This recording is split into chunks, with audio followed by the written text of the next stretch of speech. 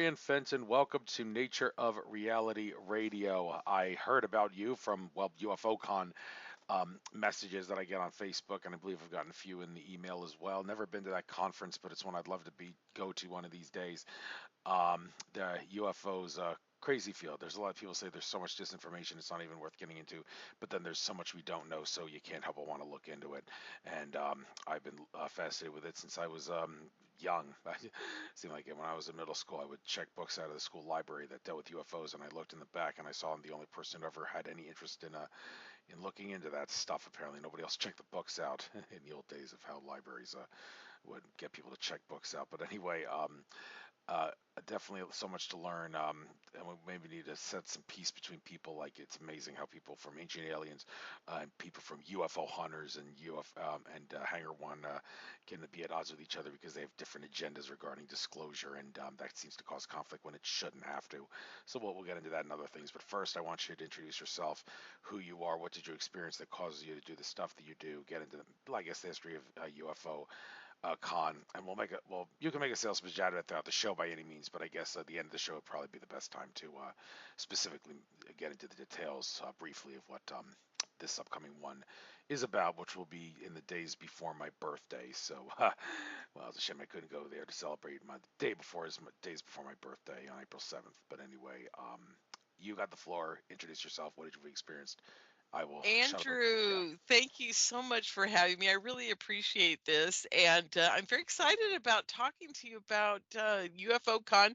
And like you said, we'll do that a little later. And because I can go through all the speakers we have. But let me give you a brief background about myself. I started out in oh gosh, how do I even describe this? I guess I'm a psychic. I guess that's how my whole life started out. And those of you who know about me, I've been on Revolution.Radio for 14 years now, and I have a show every Monday called The Fenton Perspective. And during those show hours and whatever that I've been doing this, radio, because I never got into podcasting. I'm still doing old fashioned audio radio. I started interviewing a lot of people in the psychic world, but then I kind of switched it up to ufology. And the next thing I know is I'm meeting all these people in ufology, and I started a conference called UFO CON in 2012. So I was actually going to other UFO conferences in 2009, 2010, and it just blossomed. And that's where I ended up. I met George Norrie that first year I got into it, and we became friends. And the next thing I know, I've just got all these people on my show that were on coast to coast. So yeah, it just kind of happened. It was kind of what I called the Morpheus event because I got pilled, but I'm not sure if it was red, blue, green, or purple, because I ended up. I was a JFK person as well. See, this is another problem, and a conspiracy person, because I helped put on Conspiracy Con in San Francisco for years. So I was already enmeshed into that world. So I kept producing JFK conferences, and that's what I was really known for. And then UFO Con came along because of that. And so, yeah, and then I started having UFO experiences. I guess I'd had a few when I was younger, but I really didn't pay much attention to them. They weren't as important as seeing ghosts at the foot of my bed or things like that. And then I started hanging out with UFO people, and then I'm seeing UFOs. So I'm like, okay, so this is all connected. And sure enough, I got really sick in 2009 and almost died. And from that point on, I started having communication with ET on a regular basis. It wasn't even like I had to try. It was like it was constantly going on.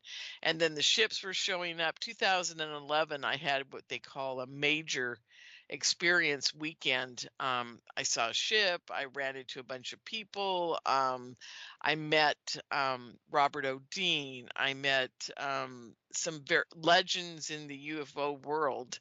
And because of meeting all of them, I became super involved in ufology, and I would go to all the conferences with all my radio gear, and I was doing live broadcasting from the events where nobody else was doing it then. I'd have a complete setup in my suite. I'd get a suite at the hotels, and then they'd all come up to my room periodically during the whole weekend. So there was a constant flow of major, ufology people, and even International UFO Congress used to give me a back room, whereas they didn't do it for anybody else. But by 2015, they were doing that for everybody, because it wasn't just, it wasn't fair that they were just doing it for me, and it became a norm at the conferences. So I think I was a trailblazer in that regard, as far as, doing live broadcasting from an event. And instead of recording it like a lot of people would be doing. So, yeah. So that's kind of the history of how I got into it, what all the things that happened. Man, I've got a million stories. Would you like me to go into my childhood psychic experiences, or do you want me to jump right into ufology land at about 2009? Well, frankly, I didn't even know that you had these psychic qualities. So I guess well, briefly touch on it, please. I like to just do shows where we do discuss multiple subjects on the fly rather than Sure, one thing in sure. Be particular. So happy by all to. means, get into your I childhood my thing. first experience that everybody that knows me knows about in the UFO world, and they all laugh at me. They call me the Rabbit Lady. Is I was about 6 years old, and I lived in Portland, Oregon. I grew up in Portland, Oregon. And back then, there wasn't much when you went to the county fair. And that's where my grandfather, my grandmother, and my younger sister, they took us to the fair that year. And there was 4-H, there was square dancing, there was cotton candy and hot dogs, and there wasn't much else. Now, there was a Ferris wheel and a couple of other rides, but that was it. I mean, this is 1963. So literally the 4-H thing is huge at the fair. There's animals everywhere. It's pretty amazing. It was really, really fun. And we get to the livestock area where the rabbits are. And my grandfather, I ran up to this couple, this boy and girl, sister brother team, about 12 and 13 years old.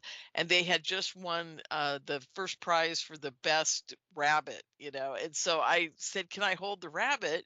And they said yes. And I sat down with this rabbit. Well, my grandfather took off to go look at sheep. My grandmother went to look at flower arrangements and took my sister. And they were gone for like a half an hour. And back then, they didn't worry about me being abducted or anything. As a matter of fact, back then, nobody wanted extra kids. Okay. I'm just joking. But yeah, it's like, yeah, so it's left me with these two kids, and they were watching me, so it wasn't a big deal. And I sat there for literally a half an hour holding this rabbit. I fell madly in love with it, really wanted a rabbit. And so my grandfather gets back, and I said, "Can I have it?" And he's like, "Well, he's kind of like, no," but he said he what they do, what they call that, like pre-functionary or whatever. He goes over to the brother and sister and says, "Can we buy it?" And they said, "No, we're gonna keep it for breeding and blah blah blah." So, and he says, "Okay, can't have it." So of course I pitch a fit, and I'm crying, and we have to leave. So we leave, and I get in the car. Now back then there were bench seats, not bucket seats, but bench seats where you could hang over the front and slide back and forth between the people driving the car and the passenger. And back then they didn't strap kids in like they were going to Mars. You get to sit back there loosely, and you get to stand up and scream and yell and beat up your brothers and sisters, and it was quite the experience. And so I'm hanging over the front bench seat, and I'm sliding back and forth between my grandfather and my grandmother. Now, back then the cars were pretty big, so I did have to slide like 5 feet between the two of them. And I go to my grandmother and I whisper in her ear, "Grandma, tell Grandpa to buy me a rabbit." She's like, "No, I'm not doing that." And I'd slide over to him and I go, "Please, Grandpa, buy me a rabbit." And he'd say, "Nope, not doing it. I don't want to build a hutch." And I go slide over to Grandma and I said, "What's a hutch?"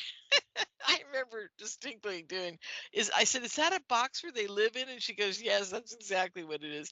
So anyhow, I'm sliding back and forth, and we get about I'd say 6 blocks away from the house. and I'm done sliding back and forth because obviously this approach is not working.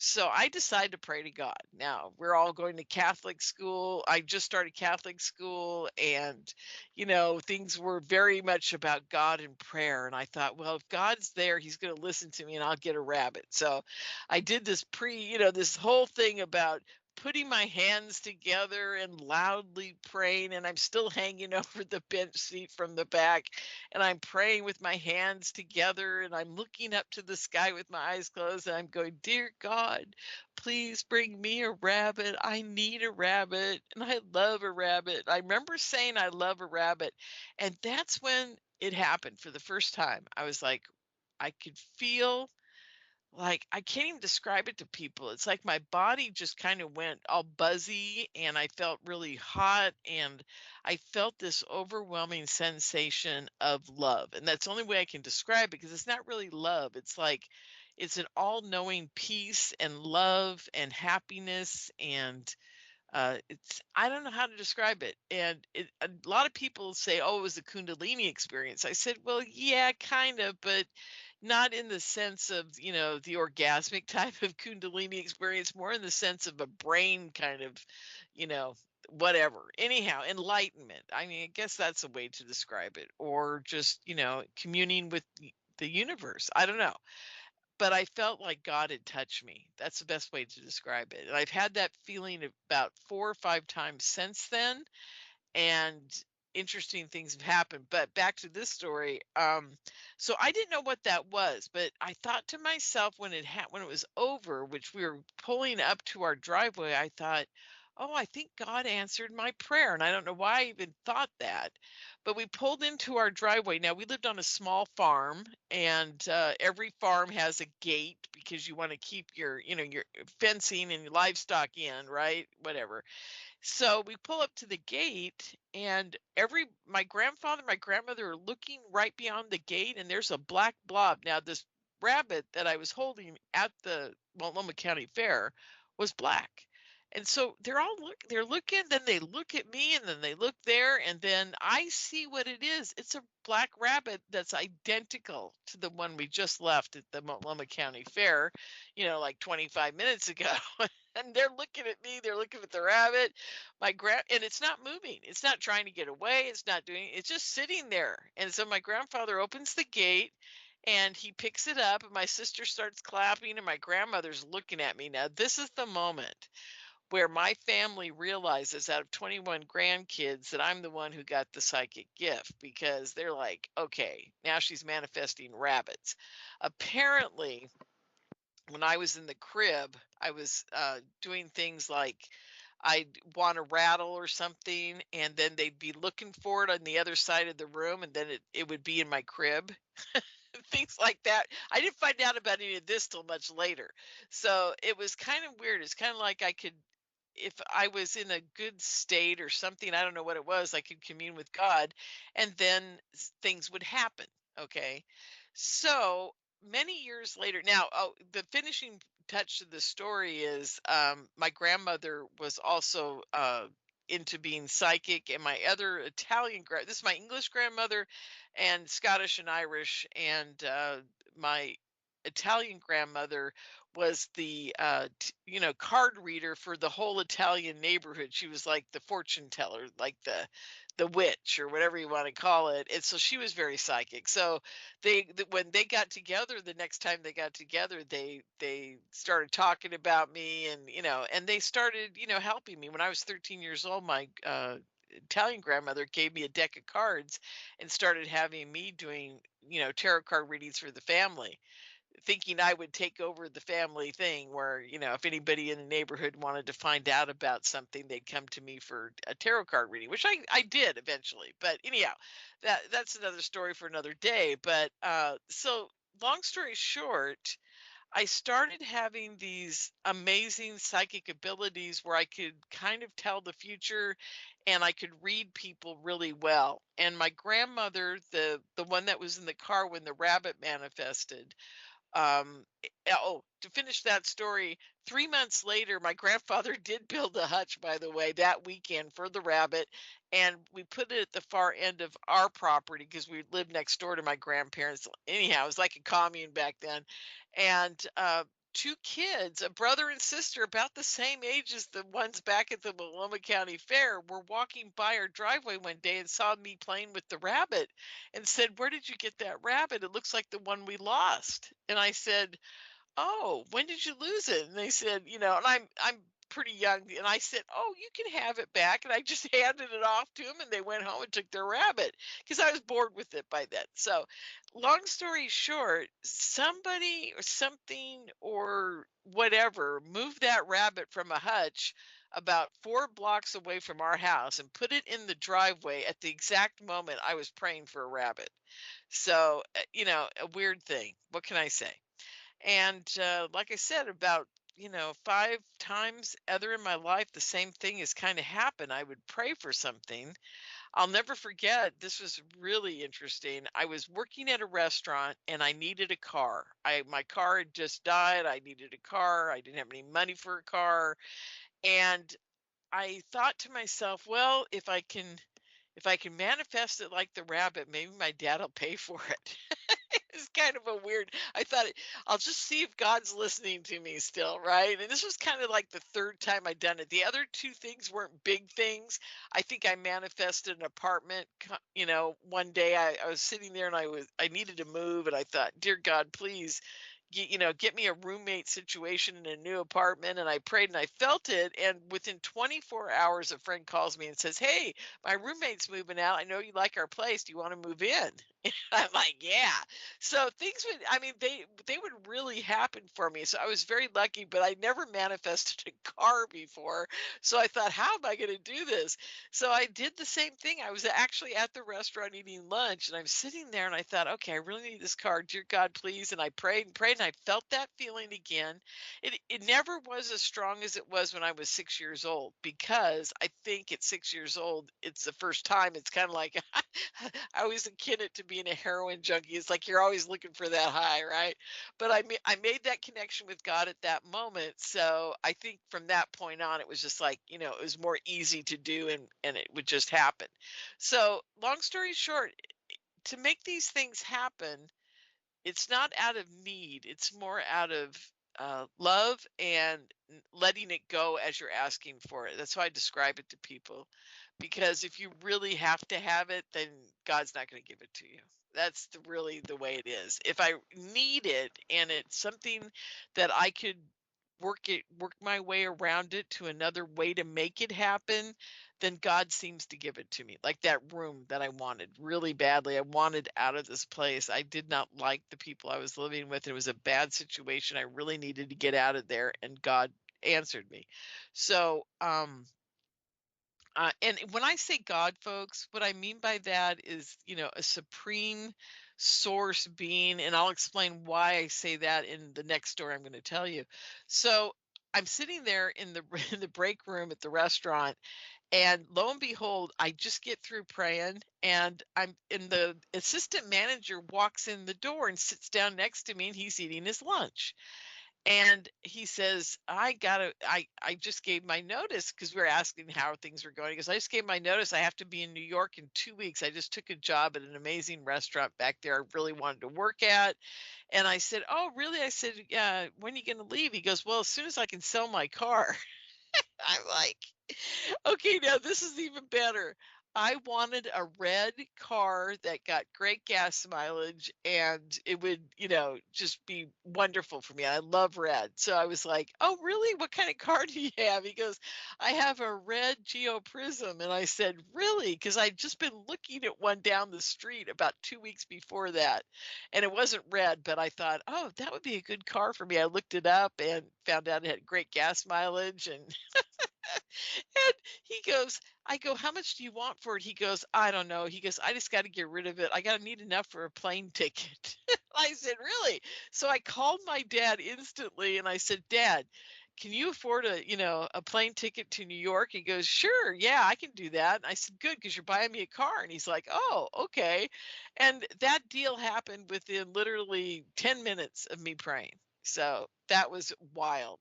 And right outside the door, he had parked right outside the door, the break room we were at. So he just opened the door and I looked at the car and I went, oh my God, I can't believe he manifested this in 10 seconds practically. So that was interesting because the minute I got done praying, he walked in the room. So isn't that wild? So there you go. Now, I've had a lot of my friends say to me, Lorien, maybe you psychically picked up on this and knew about what was going on with him because he had walked in the building and was getting his lunch about the time you were sitting there eating yours, and maybe he was thinking about it and you picked up on it. And I said, no, I don't think so. I don't think that's how it works. I really don't. I think this is more of a clear cut, like really talking to God and saying, I really need your help, and him answering you. And again, this whole thing about God, a lot of my friends get really kind of like, oh, you shouldn't say it's God because we don't know what it is. And, all that. Maybe it's, an angel that's actually helping you. And that is another part to my story. Andrew, is it okay if I tell the angel story? Yeah, by all means, but before you do, this feeling that you claim that you're having, where you want something and then you have a feeling that you know that that something is going to come. I think I kind of know what you're feeling, and I want to know if maybe there's a similar thing going on here. There were a couple of, you say these happen only every so often. You've had like 4 or 5 of them. They Yeah, happen it like, doesn't yeah, happen. I'm 67 years old, and that exact type of feeling has probably happened 5, maybe 6 times in my life. okay, because I've had 2 of those feelings, and they happen in something that a bread and circus type thing that I'm not really a fan of now, but used to be a big sports fan. Well, still am to some degree, but definitely enjoyed seeing the Philadelphia Eagles win the Super Bowl again. Oh yeah. But the interesting thing though is that back in 2008, I knew the Philadelphia Phillies were going to win the World Series because I had a feeling in my heart all along, and it manifested. And then in 2017, the same feeling happened about the Eagles winning the Super Bowl, and I was telling people I know the Eagles will win the Super Bowl, and they were like, "How do you know?" Yeah, right. How do you know? Nobody knows who's going to win. And I said, because I have a feeling from the past. This is very familiar, and this feeling from the past is coming back, and I know what it's all about. And well, yeah, the Eagles won the Super Bowl then. The interesting thing, though, I did not have that feeling this time around, when even the Eagles went the distance. And you say that whole thing about you possibly picking up on something. Well, if sports are rigged, they already know who's going to win. So my consciousness was, for whatever the reason, tapping into the fact that the sports rigging entities out there who, for entertainment purposes only, it's not, they just want to win whoever they see fit is winning. That I was able to pick up on that and know that the Phillies and Eagles would eventually win, because I could feel it in my heart, and that was spaced out over almost a decade that that feeling came back. And I'm wondering, is it somehow related what I had to what you had? That whole I thing. would think so. I really do, because I think this universal source or God or the other dimensional beings, and it really, now it gets more complex. So that's why I'm going to go into the angel story next, because I think anybody who is an ET contactee like myself, and my ET contact is with white light beings. I've never seen the grays. I've never seen the reptilians. I've seen 10 ships close up, and they're all been different shapes and different, I can tell you different species were within them, or, getting them to function, because they aren't like flown like, an airplane. It's very different than that. So anyhow, I think you did tap into that. I believe we all have that ability. I believe that we're all psychic and we all can connect to the source or God or whatever you want to call it. But there's a path to it that you have to have. This is just my opinion, folks. You have to have purity of heart. It has to really not mean much to anybody but you, and it's a personal, request to God. And or it may be like your Eagles winning because you did care about the team and you loved your sports and you were doing it out of innocence. That's how you knew. Okay, it's kind of like precognition, but it's a little more of a gift from, like, it's like getting a kiss on the cheek from God saying, "Oh yeah, I'm still here. I'm taking care of you. And yeah, your Eagles are going to win." That kind of thing. And the same thing for me, like, I'm still here. I'm taking care of you. I know you need a car, so I'm going to make sure that you get it. You ask for it, and you're not asking for it because you're being greedy. You're asking for it because you don't have to ride the bus, 6 hours a day. So there you go. And I think we all can tap into that. I think we're all psychic, and we can ask for those type of things from, the source or God or whatever you want to call it. And if you're pure of heart and you really are trying to do it to, embetter yourself and embetter those around you, then I think he'll answer. I really believe that. So is there anything else that had ever happened to you in your life besides the football? That feeling, no. Not exactly. Again, when I was telling people, all the people at that time were like, "Oh, the New England Patriots are an unstoppable football juggernaut. They're going to win another Super Bowl." And I said, "No, the Eagles will do it. Just you watch." And I told them, I know because I have that same feeling that I had when I knew the Phillies were going to win in '08. So, but that feeling, I know what it feels like, and I'm sure of. I don't know if the Flyers or Sixers, because I probably didn't happen again with the Eagles this time because God was like, "Nah, you only have one shot with this. It won't be so obvious next time around. It'll have to be a different thing, and so maybe it'll be a different team next time. Whether or not I stop being, I lose my interest in sports like I have over the years, totally. I don't will make a difference. I don't know, but again, no, I have not had that feeling like that as I remember it. So, Have you again, tried applying it to a different type of thing, like maybe a family member who's sick, or have you tried? Because it sounds to me like it's a knowing for you, like, because this is exactly what being a psychic is all about, is that feeling right there that you just talked about, is knowing that something's going to happen or there's an outcome that you already know the answer to. And it's precognition, and I sincerely believe it's from a higher dimensional being, whether it's from God or the angels or whatever you want to call it. I don't know, but there's that connection that every psychic I know has had at some point in their life. They were born with it through, their family was already very psychic, or something like a near death experience like what happened to me happened. I had both. I had two psychic grandmothers and a near death experience at 18 months old, where an angel came to my grandmother while I was in the hospital, basically dying. And they had told my parents that maybe I'd make it through the night. There's a 50-50 chance I'd survive. My grandmother, they had to go do something. My grandmother was in the room by the crib, and my dad said to her as he was leaving the room, "Don't fall asleep, because I don't want her dying without, somebody there with her, touching her, holding her, whatever." And my grandmother said, "Yeah." So my grandmother's there, and they've been up all day or whatever. Anyhow, long story short, she starts to fall asleep. And just as she's falling asleep, she doesn't fall asleep, because the same angel that came in her farmhouse bedroom when she was 12 years old, dying from rheumatic fever, um, that had told her at the time, "You're not going to die. You've got work to do, so you're not dying. God loves you," kind of thing. She got a loving feeling, and she snapped out of her rheumatic fever and lived. And the doctor was sure she was not going to make it. Well, the same thing he said to her again. This one's not going to die, but she's got work to do, just like you did, or do, and she's not going to die. So my grandmother falls asleep.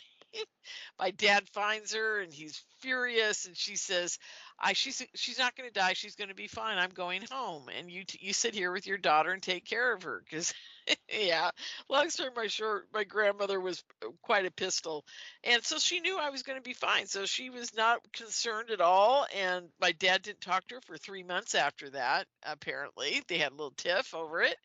And but no, she stood her ground. She said, "No, I knew she was going to be fine, so I wasn't worried about her." So finally, they made up.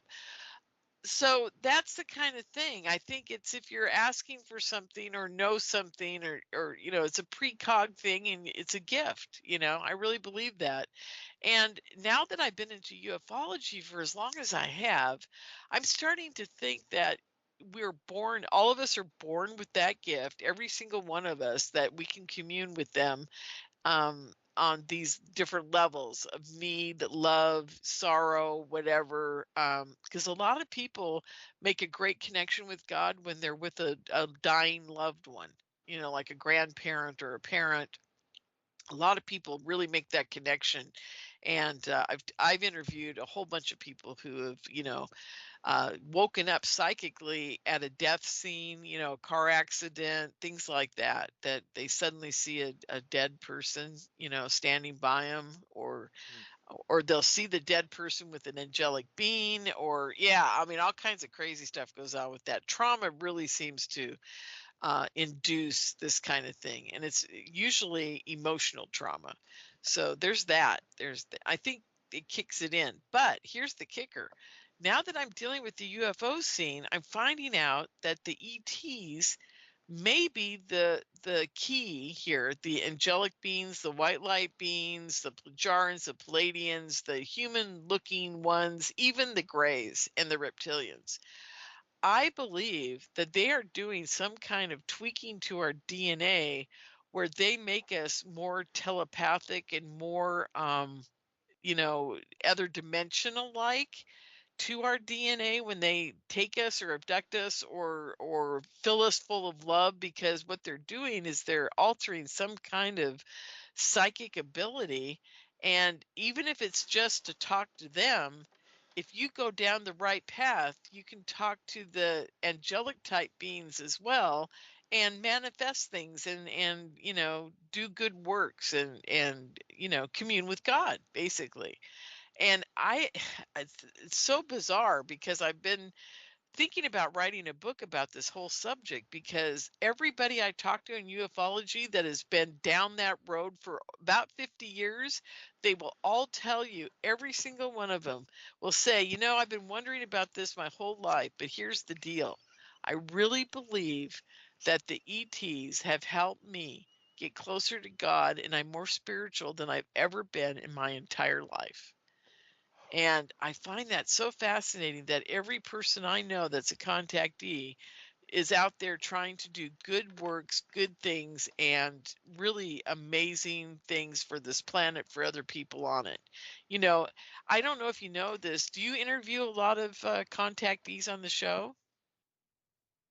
Yes, I have. And before I continue, there's just something I need to bring up here since you mentioned contactees. I knew it was going to come up at some point in this interview, but it seems like one of the contactees, you say they're genuine. Well, it's interesting to mention that Michael Horn, who was like the de facto #1 spokesperson for the prophecies of Billy Meyer, had him on Oh, my yeah. show. Oh, you seem to know the guy. Well, he really caused a brouhaha on my program and got me almost as many dislikes as likes on the program interviewing him, because when he wasn't espousing Billy Meyer stuff, he basically said something to the effect of, "Have you ever heard of Tolek, Gosha, Alex Collier, Sheldon Idle, Mark Kimmel, Barbara Marciniak? They're all frauds. They're all fakes. If they weren't frauds, then their ETs would be making face-to-face contact with them, just like the Plagiarin that make face-to-face contact with Billy Meyer." Oh my God, that pissed off so many people to hear him say that, because to think that he's the only one that's accurate. Do you have anything to say about him saying I something? do. And I will tell you something, Andrew. I am known within the UFO community as the lady you do not want to cross. And I'll tell you why. I have gotten so many people kicked off an international, local, whatever stage. It's mind-boggling, and luckily, I thank God every day. That's what my mission was with the UFO community. Is I got into the community, and the next thing I know is that I'm hearing a voice in my head at these conferences saying, you got to get rid of this guy. You got to get rid of that guy. You got to make sure this one never gets on a stage again, blah, blah, blah. I can tell when they're lying. Like, I walk into the room and all my girlfriends know it. And they just like, they sit next to me and they say, well, I go, yeah, he's good. He's telling us his truth, as he knows it and as he understands it. And I said, this guy's good, or this lady's good. She's telling the truth as she sees it, or, she experienced it. It doesn't mean it's true for all of us. It just means that their experience is, it happened to them, and that's how they interpreted it.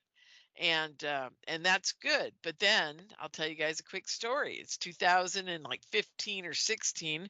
I'm at the second contact in the desert, I think it was, and I walk into a room and there's this guy on the stage named Corey Good, and I went, oh my God. Even before he opened his mouth, they were all over me. Get rid of this guy. He's a con artist. He's a, blah, blah, blah. And it's not words. I'll tell you, Andrew, it is a total feeling that's just kind of like the complete opposite of that other feeling of manifestation and love. It's like a feeling of like, you've got to take care of this guy. You've got to get rid of him. It's like it's like an urgency, right? It's nothing to do with emotion and communing with God. It has everything to do with this guy's a lying scumbag, right? And how do you even define that? So I walked out after 3 minutes. I couldn't take it anymore because I was getting nauseous. That's how bad this feeling hit me. I was like, oh my God, this guy must be terrible. And it turned out he wasn't as terrible as they made him out to be, but he was influencing so many people with his lies and BS that it was terrible. It was actually a little bit demonic, in my opinion, about this guy. Anyhow, long story short, it took me years, but I got rid of this guy. I called every conference producer I knew, and I said, you've got to stop having this guy.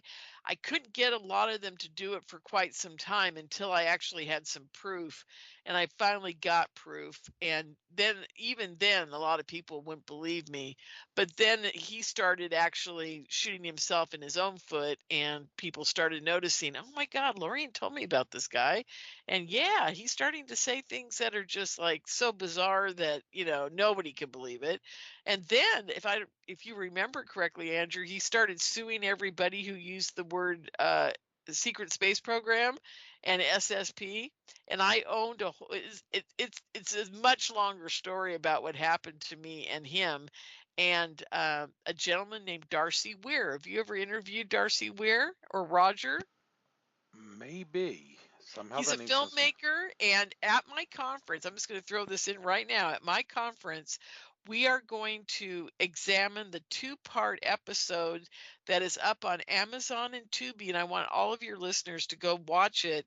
It's all about Corey Good being the cosmic con that he is, and David Wilcock and a few other people, and how their demise. And it's just wild. It's a wild story, and it's a two-part episode up on Tubi for free. So you guys don't even have to pay for it, but I want you to all watch it because there are charlatans, thieves, rapists, and I can't even go into it about how many people I know in the UFO community that are just horrifically horrible human beings and do not even deserve to be in any community. And the con men that we have in there, we have a few con ladies too, but it's mostly men, I hate to say it, that are really, they're running the show and they are truly con artists. And, what do you do? As a conference producer, I've had a couple of those guys slip into my life and I got rid of them. And, I keep saying, how did I miss that? How come you guys didn't tell me? And they go, well, because, we weren't sure at the time of what was developing or whatever. And I got to give them credit because sometimes they aren't as evil as some of these guys. So I've had a couple slip by, but mostly I've had 90, I'd say 95%, 99% of the people speaking at my conferences over 14 years have been truly loving and amazing people. And here's one of the other things at my conference that is different than any other conference out there. And by the way, all the people who do put on all the other UFO conferences, they all respect me because I'm the only one who does this. You can't get on my stage unless you're a contactee or an experiencer or had a religious experience, something like a near death experience or something that's had to happen to you to put you on my stage. Because I'm telling you, if I have one more person get on a stage who's written a book about ufology that has never seen one, never seen a UFO, and has never had contact of any kind, not even like the Greys, the reptilians, or anything like that, which isn't the funnest thing to have happen to you.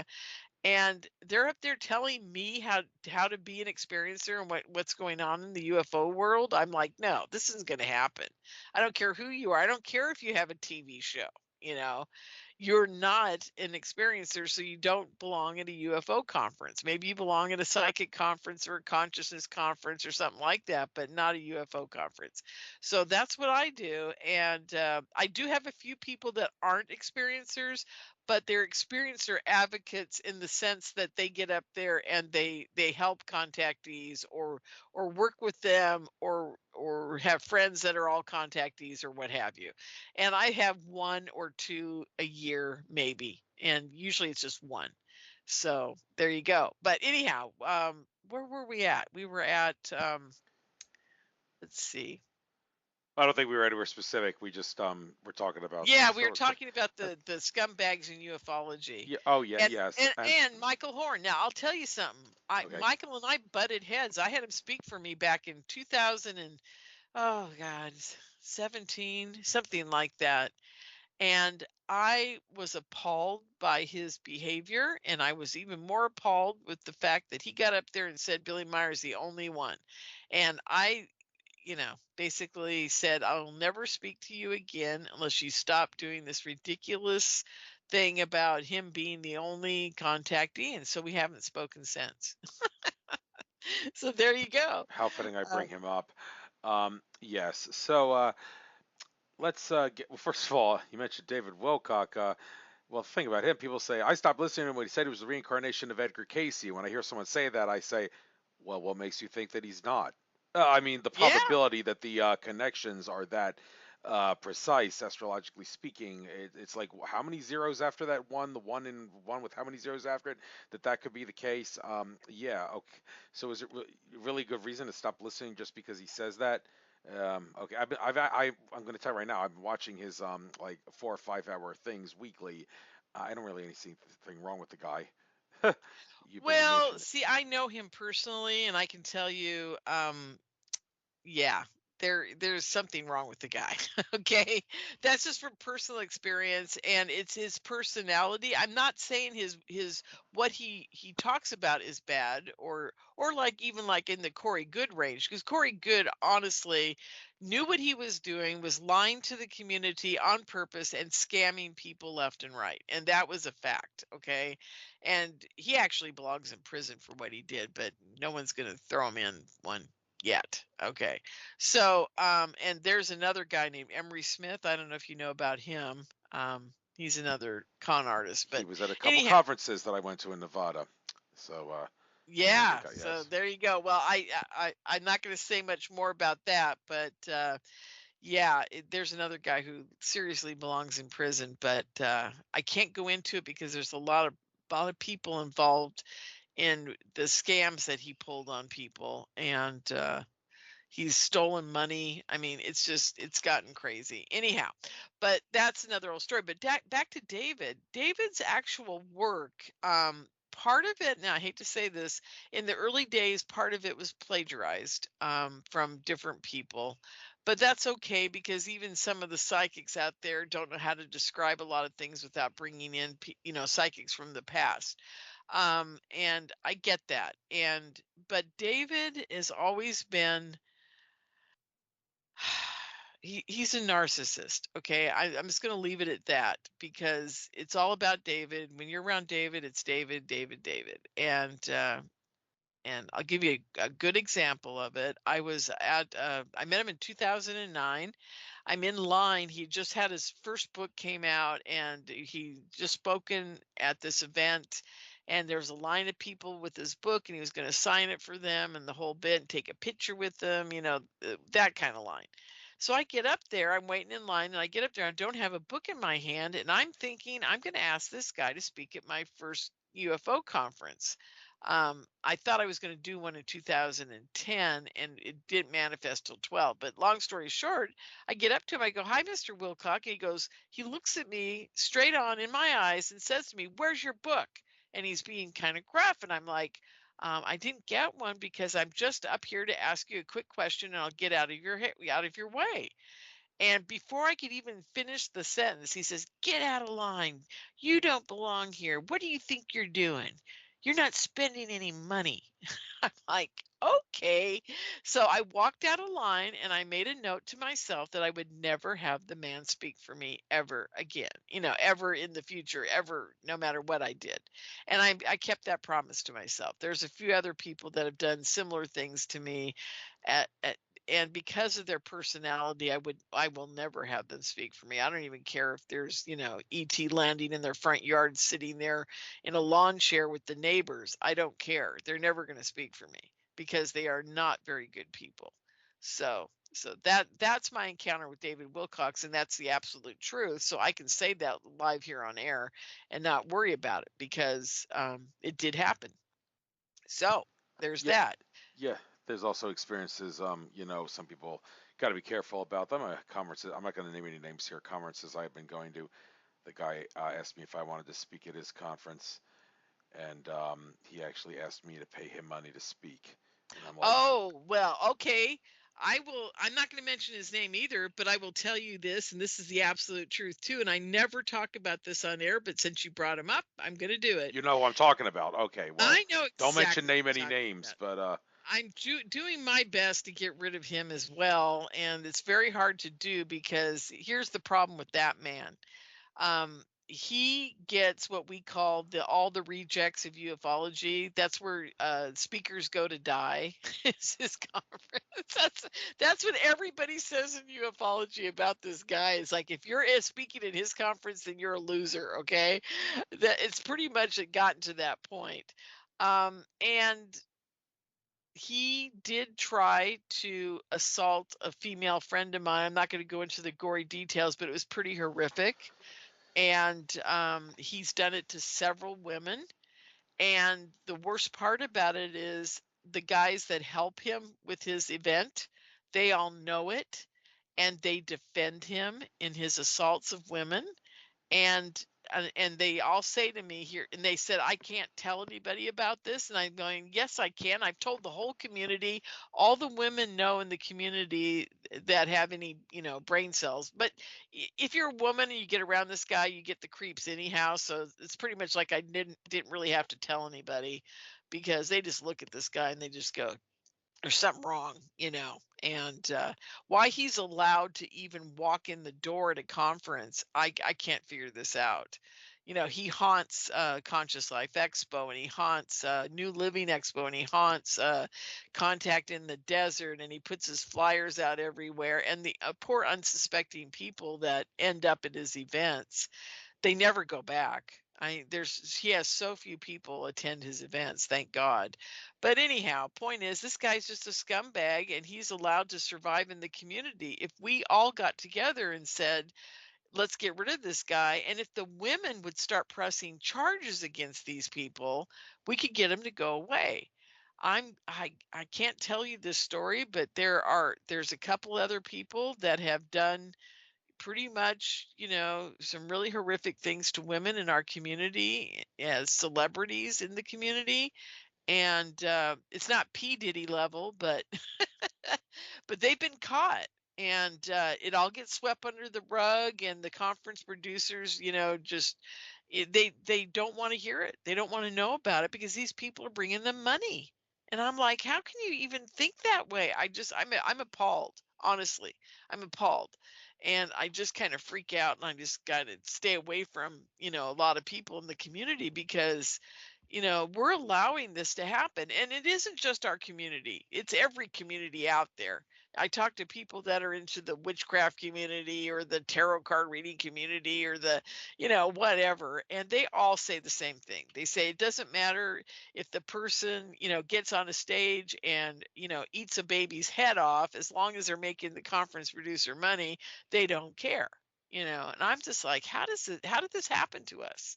How did we get to the point where celebrity stardom and podcast, whatever, gives you the right to get up on a stage and influence people when you're such a horrible human being? You know. Anyhow, that's just my take on it, Andrew, as being a conference producer in ufology for 15 years now. So. Thank you for getting into that. Thank you for not naming any names. But if the man who is the president right now really wants to drain the swamp to the extent that he wasn't really able to the first time around, maybe the fractal nature of reality will allow us to drain the swamps in the lower level areas of life at our Yes, would that be conferences. nice? Yes, Yeah, yes, would be yeah. nice. But And the more people that actually they see this or feel this within themselves and they don't put the money towards those type of events to take place, or if they even call the conference producer and say, "Do you know that this guy did such and such?" They've got to commit with to them for that event, but they don't have to have them back again. And you guys just got to make your voices heard. That's all. When you're at the conference, just walk up to you, find out who the conference producer is, or the person putting it on, or the group. Because in my case, we're a nonprofit, and I have several people that help me, and they're equally as important on making decisions. So just find out who that person is, and go up to them and say, I don't, like I have proof or I don't have proof, but this is what happened, and I just want you to know about it. Just tell them, because people are always shocked when I say, no one told me. How am I supposed to know this guy's a creep if you don't tell me? Right? And how are we supposed to get rid of them if these women won't go to the police and say, this is what happened to me? They're so embarrassed, because they're throwing themselves at these guys, and then this weird stuff happens, and then they don't go to the police. They refuse to do it, you know? So it's just it's a conundrum, but you guys have got to have your voices heard too. right. That's important. Okay. Right. Okay, let's get into the stuff that may be discussed. Go for another maybe 15 minutes or so. The conference regarding UFOs, some people call them UAPs now, but I remember Zachariah Sitchin once saying there's no such thing as a true UFO because the entity controlling the UFO can identify it. Crazy way of looking at it, but that's an interesting way of looking at it. I mean, and of course, UFO doesn't come in your field unless your consciousness allows for it to come into your field. But it never ceases to amaze me how different factions within the UFO field are against each other. The whole how much John Ventry has doesn't really seem to like Giorgio Tsoukalos. Drives me crazy. I mean, to ridicule the guy the way he does. There's a cartoon image of Yeah, Giorgio I know Tsoukalos type. Giorgio Yeah, since he lived in a houseboat in Sausalito, California. I live in Northern California, and I used to live in Marin, where Sausalito is located. And he had his magazine that he was working with Zachariah Sitchin. I'm sorry, not Zachariah Van Donegan. Uh, no, not Van Donegan. Who's the guy over in Europe right now? I'm looking at his face. I can't think of his name, but it'll come to me. Nick Pope. Anyhow, Was it Nick I'm Pope? sorry, who? Was it Nick Pope? No, no, it was oh shoot. He's It's all still right. alive. Yeah. Well, it doesn't matter. Point is, I've known him forever. I was in one of his first ever speeches he gave at a little theater here in town, and there were 10 or 15 people in attendance. That's how long I've known Giorgio. I tell people, my good friend Melinda always says this too. We knew Giorgio before hair, so it was BH before hair, because his hair was not up, sticking up straight off his head like it is now. So anyhow, um, but yeah, Giorgio's a good guy. I mean, he even says to all of us at all these events, I haven't seen an alien or done anything like that, but I'm curious about your story. And he's personable, and he does kind of, yeah, he acts like he cares, and I think he does. And and good for him that he's got $1 million a year contract with History Channel, and he's making tons of money, and he's a celebrity, and I love him for that, because he doesn't exclude us, he doesn't include us. I mean, we're not all part of his his inner circle, but he has Jason on, and he has a lot of people on his show that are very good people, and he does care about the fact that we have not discovered where these ETs are coming from, and but he does say that they could exist, and good for him. You know, I think he's an interesting guy. What do you think? Yeah, I don't think he's a fraud in any way. The funny thing is, I was saying that cartoon image that John Ventry likes to show whenever he's picking on Giorgio, a cartoon image of Giorgio tied to a chair with a caveman, with a gray alien standing next to him holding a caveman club, and the gray alien points his finger at Giorgio and says, "Hey, buddy, quit making stuff up." Giorgio, if he's making stuff up, he's not making it up on purpose. Yeah, No, no, no. I no. mean, it started with the whole thing about, how did this get built? And, we couldn't do it ourselves and there had to be somebody else. And I think that's a great way to approach people. If it wasn't for ancient aliens, trust me, we would not have nearly as many people interested in ufology. That show really changed a lot of people's view on things because it didn't stuff it down your throat. I mean, look, you got Whitley Strieber with an alien on the cover of a book just terrifying people, right? And then you've got Ancient Aliens comes along and it's like, oh yeah, maybe that is true. Or maybe there were ships flying around in India back, 10,000 years ago, or maybe this could be real, maybe it's like the Bible. And he opens that possibility up. And my father, who didn't believe in any of this stuff, who had actually seen a bunch when he was a kid, he still didn't believe it. He says to me one day when I'm visiting home, he says, "Oh yeah, I saw that story on Ancient Aliens." I go, "You're watching Ancient Aliens?" He goes, "Yeah," and he goes, "It's very interesting." I'm like, "Okay." So this is really I thought to myself at the time, and it was like, the fourth season or the fifth season, so that's what, a decade ago. I'm like, yeah, this is interesting. My father's actually jumping on the old bandwagon of this could be real. And that's what that show's done. And I applaud Giorgio for doing that, because what other show has done that? I mean, Star Trek, yeah, anything having to do with space kind of Well, yeah. does Although, that. why is it that UFO Hunters and Hangar One both got the boot off History Channel? Ancient Aliens didn't. Any Exactly. Why is Yeah. that? Why hasn't Ancient Aliens Well, got the boot I yet? think it was because they, well, I know a lot of the dirt, so I'm going to try to tread carefully here. There were a lot of egos involved. That was a problem, and there was money issues involved, and there was. This is I'm talking about Hangar One, and there were I think the biggest problem MUFON had with History Channel was that they were starting to demand, and I'm not sure if this is all real. This is a rumor, and I'm not sure if this part's true because I haven't ever verified it, but it makes sense. History Channel was getting to the point where they were demanding that the cases get more and more out there. And I think they were trying to get them to add things into the cases that didn't really happen. Now, this is the rumor. I don't know if it's true, but it makes sense because Hollywood's like that. They don't like, a ghost show where the whole show nothing happens, right? So maybe they tie a filament string around a doorknob and close a door on it, right? Just to make the show sound interesting or be interesting.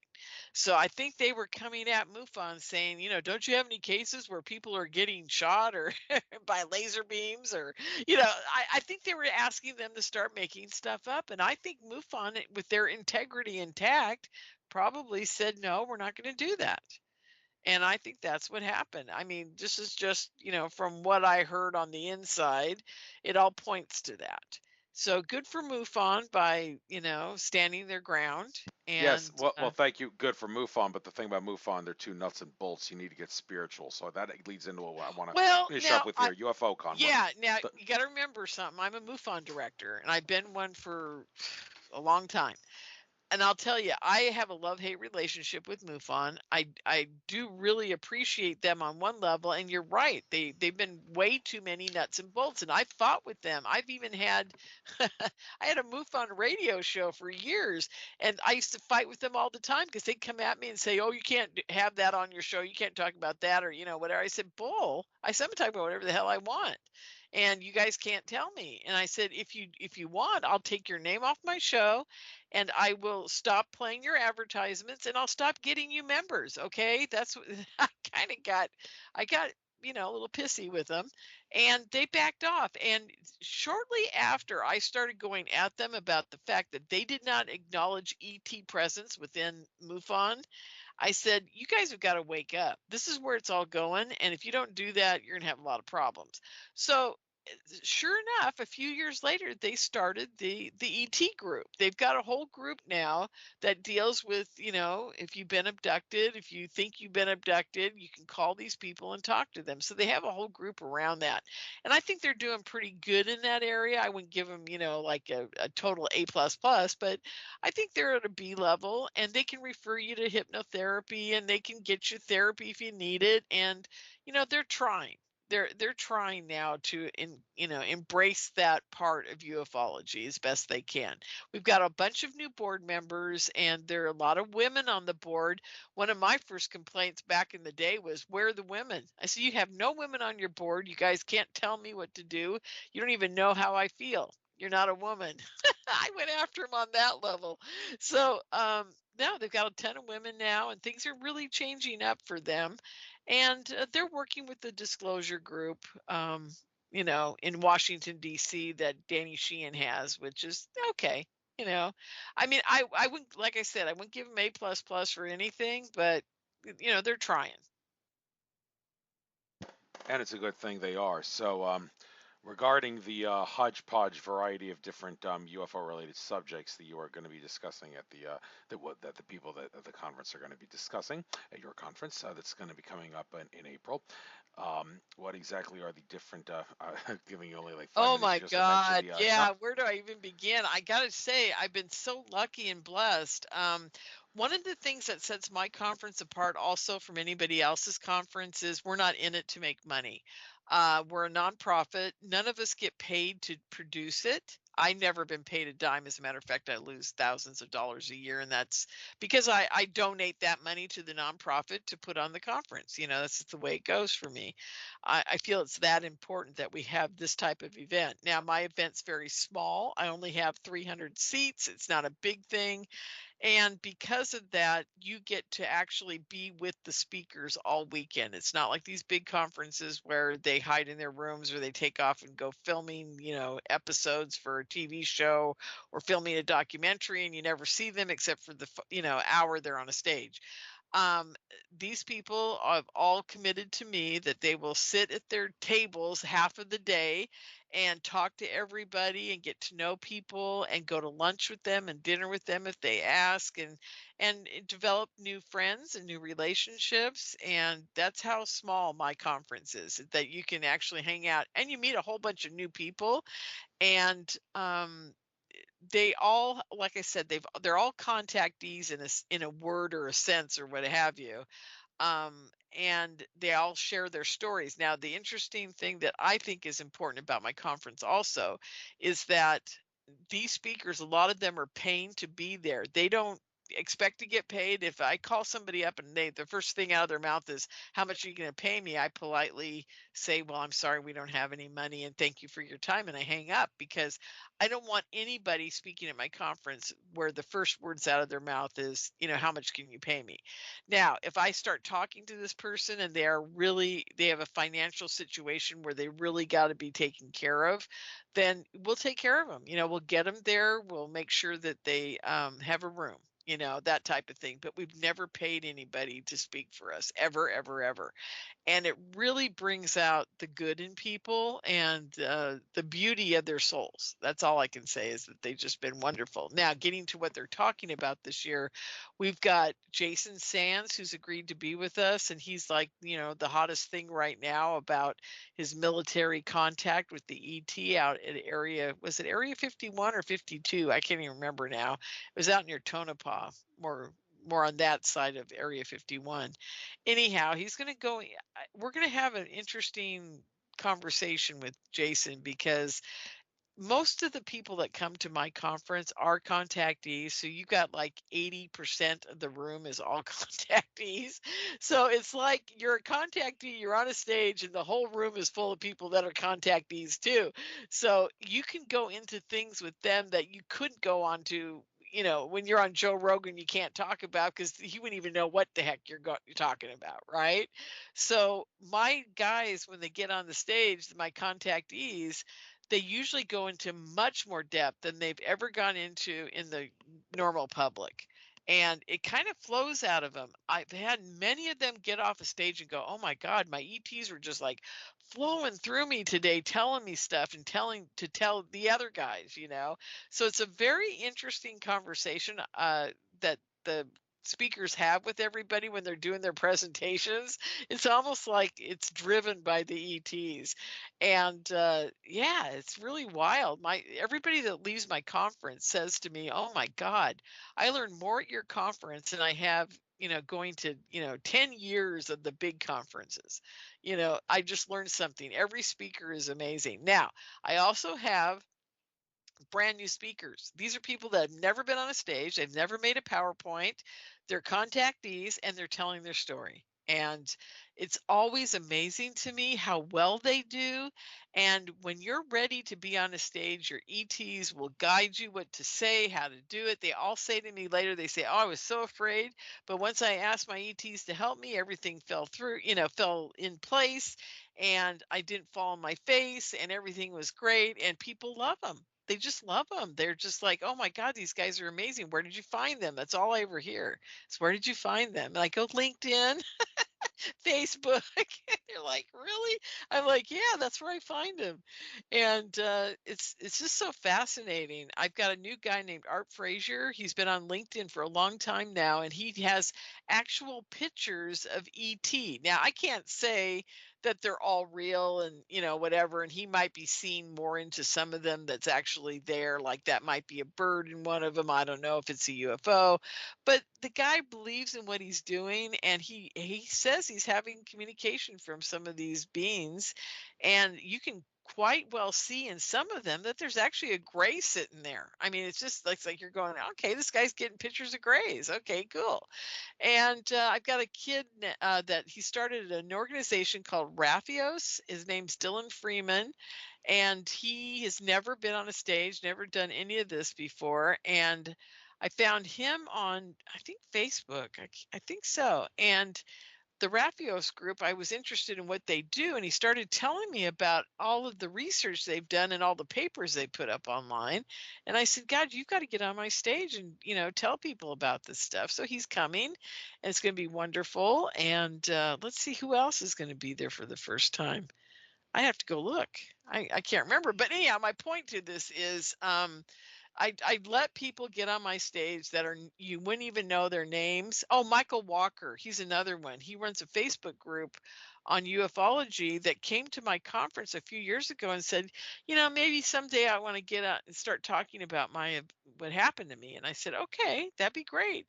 And so when it was time, he got a hold of me and said, "I'd love to, be on the stage." I said, "Great. Okay, you're up. You're up next. You're batting next." So there you go. And I've got just, all these amazing stories. One of the guys I truly love that is going to be with us is John Myler. He was in the military, and he is a devout Christian, and he has a whole Christian slant on ufology. He's seen an orb when he was in Panama.